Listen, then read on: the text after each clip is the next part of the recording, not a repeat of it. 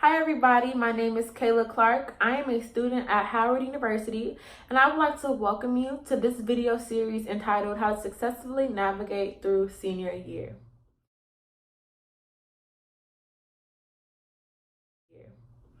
In this particular video, we'll just be discussing various ways to prepare for senior year.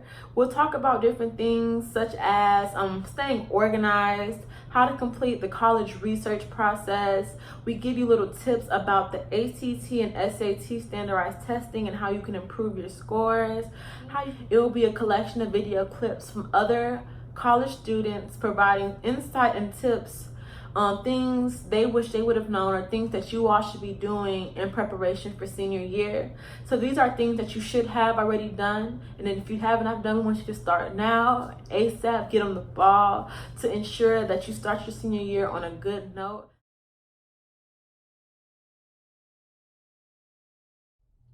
Hello everyone, my name is Alta and I'm a 4th year student at the University of Florida. I'm currently majoring in English and African American Studies, and today I'm going to be giving you guys a few tips on the importance of staying organized and preparing for college during your senior year. So the first tip I'm going to give you guys is basically keeping a nice little journal at hand.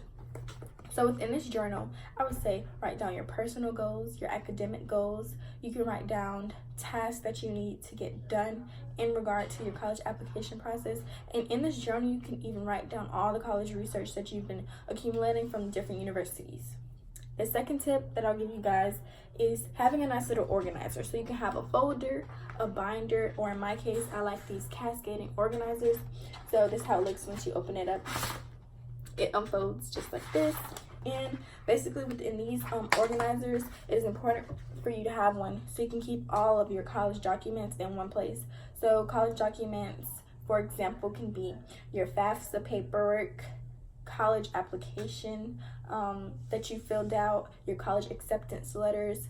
You can even put in their scholarship paperwork, your personal statements that you've written, just making sure that all of that like chaos that's going on with you preparing to go to college, that you have all of that paperwork in one combined area. It makes things a lot more manageable and keeps you organized. And then the last tip I'll give you guys is utilizing a planner. So for me, I remember growing up, and I used to be like, bro, planners are just a bunch of paper, and I just like using it for like the first month of school, and then I end up forgetting about it. But since I've gotten to college, I've realized that there's a huge importance in staying organized, and the planner is the key. So with my planner, I make sure that I am implementing like a wide range of things. So I can make sure that I'm managing my time well, and that I'm making sure that I'm not getting overly stressed, because in college that is definitely a thing, and I'm pretty sure as high school seniors you're experiencing something called stress and anxiety, and you're worrying. But just making sure that you're learning the importance of using a planner early will allow that smooth transition from high school to college, and it allows things to be a lot easier when you're preparing during this college application process and once you get to college. So those 3 tips of like keeping a journal at hand, keeping all of your important college documents within a nice organizer, whether it's the cascading organizer like mine, or a folder or a binder, and also utilizing a planner. So with all of these tips, I hope you guys have a great senior year and good luck on your college application process.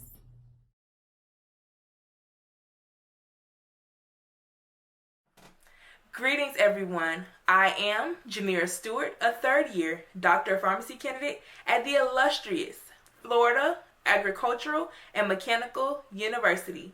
And I'll just be speaking a little bit about how to properly research colleges or universities that you're interested in attending. So, one of the first things you should do is look into what type of institution is the college or university. Is it a predominantly white institution, a PWI, or is it a HBCU, a historically black college or university? Is it single sex or co-ed? So do you prefer to go to a school with all women or all men? Or do you prefer a mix, both women and men? Is it a larger institution, or is it a smaller liberal arts college? Does the college or university have your major? And if the answer is yes, look into the internship opportunities they provide for students in your specific program. Look into if they have study abroad opportunities, post-grad, graduate careers, job opportunities.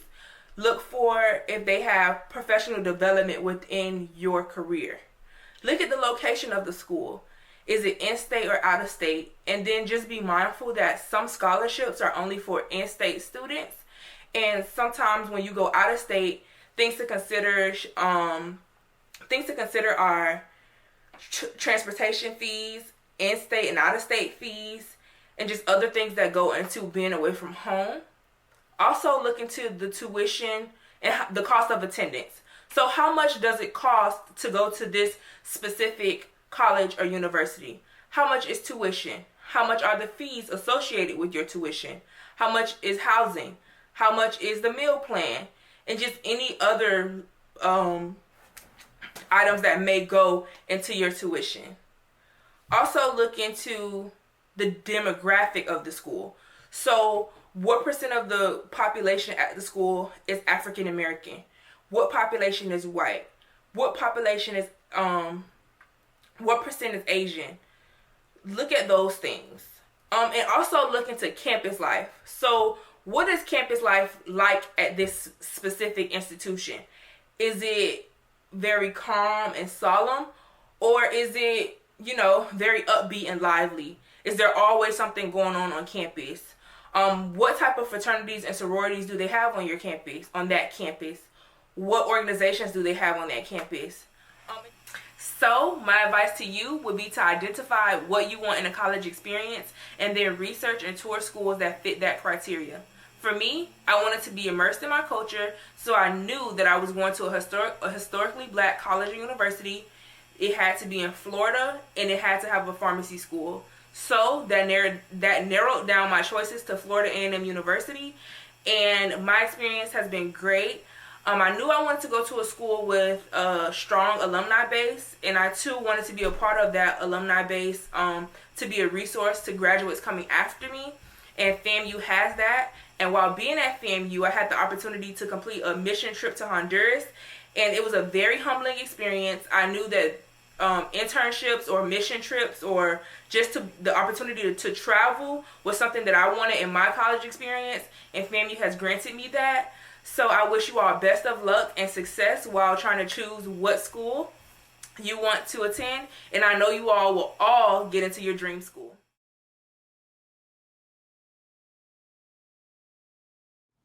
Hi guys, my name is Anwar Taylor. I am a sophomore sports medicine major, chemistry minor from Miami, Florida, attending Howard University.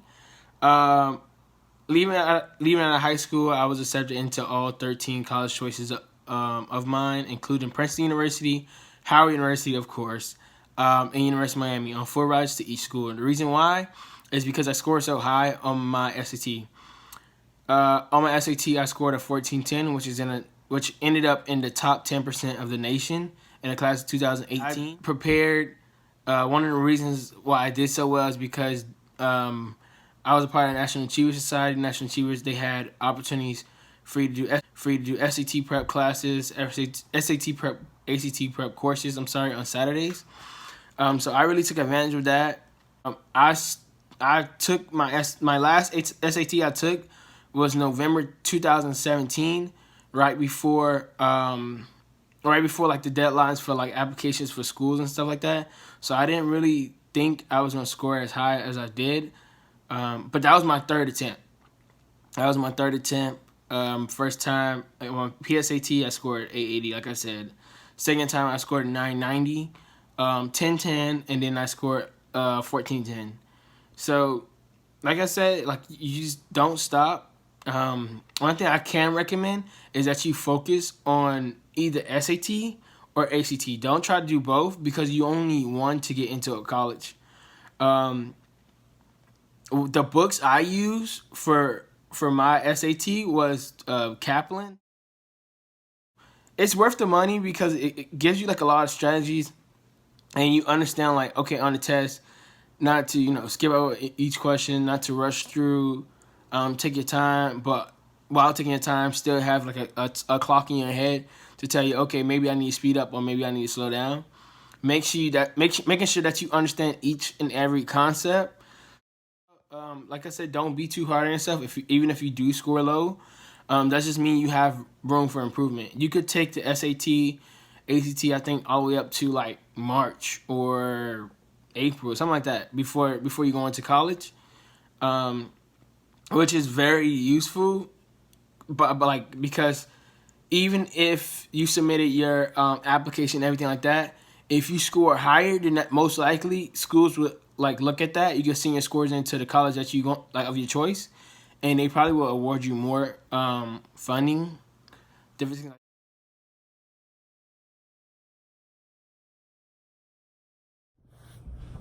Hey y'all, so I'm back and I'm here to talk to you all about study habits. So I know a lot of people, and a lot of people I know, they say when they're in high school, they didn't really have to study like that. They'll go to class, they'll pay attention, do the homework, they may read over it here and there, they go take a test, ace it, and just go on with their life. Unfortunately, it doesn't always work like that in college. In fact, college is a different ball game, and you actually have to study because it's so much new information coming at you from all directions. And if you don't study, it's so easy to fall behind. So I would definitely recommend you all pick up some good study habits now while you're in high school, so when you go off to college, they can just carry over and just help you as you matriculate at whatever college or university you decide to attend. Definitely you have to stay organized. Like I said before, that's the most important thing. Get a planner so you know what days you have a test, what days you have exams, anything like that, so you can plan ahead. So for example, if you know you have a test on Friday, you may want to spend, okay, I'll study for this class Tuesday or Thursday or Monday and Wednesday, however, whatever works for you. Just make sure that you allocate some time every day to your studies, whether that's 30 minutes, an hour, 2 hours, that's all up to you. But kind of get yourself used to having a regular study schedule. I also would recommend learning what kind of student you are and what kind of studying works for you.